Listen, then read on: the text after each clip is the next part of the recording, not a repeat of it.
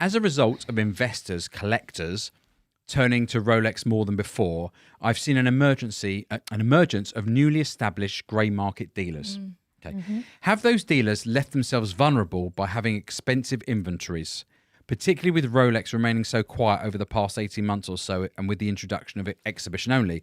Should they drop a bombshell change in strategy, it could tank some watches. I think it's like a two-part question. First of all, let's deal with, all of a sudden, every man and his dog is a watch dealer. 100%. Yeah. Well, yes and no. What people have to look at is someone who's a watch dealer, look at the company, how long they've been going, do they have a VAT number, a company number, what guarantees have you got of them? And look, you see a lot of groups on Facebook, all over Instagram, different people, and you've got to look at whether they really are, if there's a backbone behind them, and what will happen if there's a problem. Yeah. Because my feeling is that they're the first people to get burnt.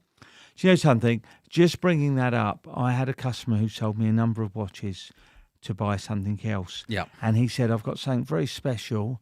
It was, remember this last week, a Daytona from Watches of Switzerland with an undated card. I said, lovely, bring it in. So he brings it in. We look at the card, and all of his watches were perfect, full sets. So he's got this watch with a card. And I said, it's just not right. There's something not right. He goes, there was something off, wasn't there's there? just something off on the card. And anyway, my watchmaker's looked at it. I've looked at it. We've checked the watch. So the Daytona had a fake card. So on the back it said Watches Switzerland, but it was like writing on glass. Why it was undated? Because you couldn't write on it. But he thought he had something very special. What he had was a Daytona with a fake card. So he said, well, so the watch was real, but the card was... Yeah. Correct, the watch was real. So the situation we had, he had bought the watch quite a number of years earlier. Yeah. And the differential to what he paid to what the watch was worth with the card now was £10,000. So he phoned the person up and they said, well, it's not my fault it's got a fake card. But again, it is...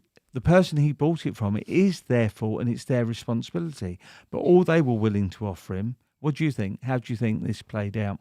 They were going to send it to Rolex and get a service card. No, well, it's still no good because it still won't have the original card. They said, we'll give you your money back. But he had paid $14,000. The watch was now worth $25,000. Right. So he said, I didn't buy it. What I bought was a watch with a card. And that's what I That's what I want. Yeah. So he wasn't interested. And the dealer he was speaking with was a little bit, well, it's not my problem. You know, I thought, but with us and with good grey market dealers, you guarantee what you sell. So if that had come from me, first of all, I'd like to think that we would check it and it wouldn't happen. Yeah. But if it did, and it was a 2015 Daytona, take the watch back, replace it with a new watch with the card. With the card. So this is what you have to ask yourself with some of these dealers. What will they do in 3, 5, 7 years' time if there's a problem? Russell, the mad watch collector, says, I don't get any of these problems buying my Casios. Russell, you weren't here for the start, but nor do I, my friend. Nor do Card I. is always Yeah, right. my card's always right. It's so once again, by the dealer.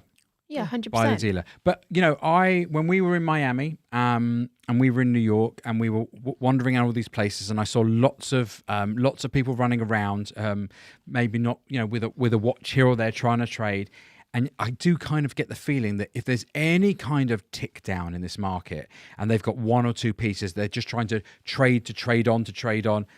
I feel like these are the guys who are going to get. So you're an established business of 30 years. You know what you've done, ups, downs, lefts, rights, and obviously clearly, you know, funded as a business. To have somebody who's running around with a couple of watches trying to trade from watch to watch, but any tick down in a big piece, and they're going to come unstuck. But they haven't checked every watch with us, and this is what takes time. A watch from being bought to being sold can be several weeks if we've got to do work on it, check it. But we do that before we buy it. A lot of people buying these pieces just buy them and sell them. Yeah. So they don't really have much knowledge about the watch. They just take. We had a guy in today, didn't we, who won a watch in a competition? Oh, yeah. Yeah.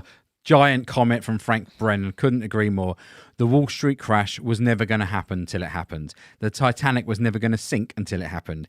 Andrew Windsor was never going to settle for a woman until he settled. It's true. no one here can foresee because it's so strong. But like anything, and I think, being realistic, I don't think it's a bad thing at some point to sort of, to cool the top. Level for off things to level off. Absolutely. Yeah, not Things- necessarily they drop, can't but, run like, just away calm. forever. I mean, we at had a least number 2 of weeks. years where month on month things sold for the same price.